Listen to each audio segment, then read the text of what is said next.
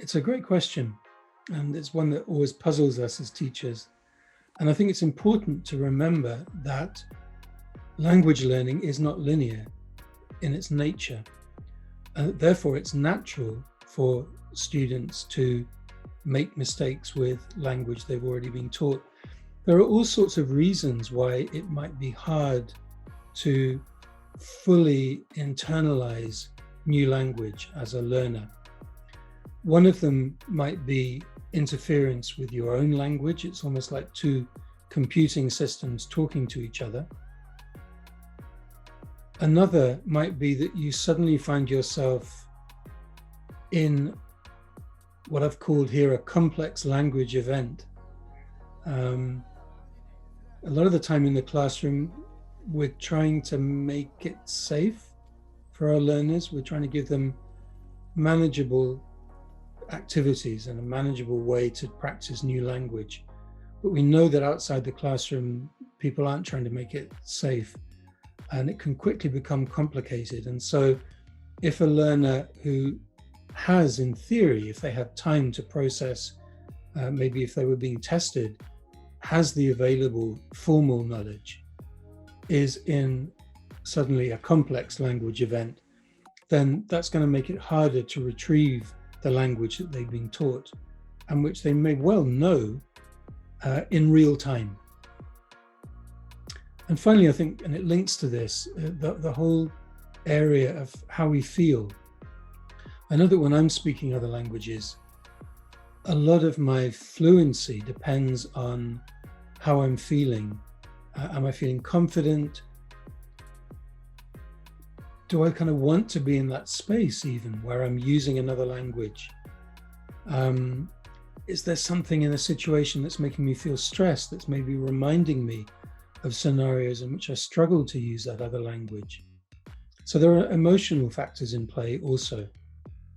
But I think the main reason that students struggle to use language they've already been taught is that it's natural to, because learning is non-linear in its nature, language learning.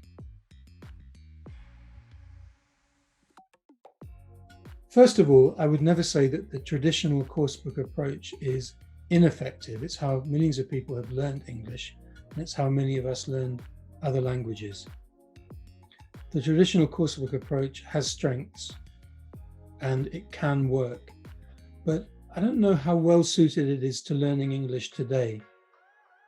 There's loads of English out there, and the internet has transformed the ways that we can access English material for our learners. As people learn English at a younger age in primary schools, we often find that if we're teaching them as teenagers or young adults, that it's not their first time. They've been through a great deal of the syllabus already, and we're kind of repeating it.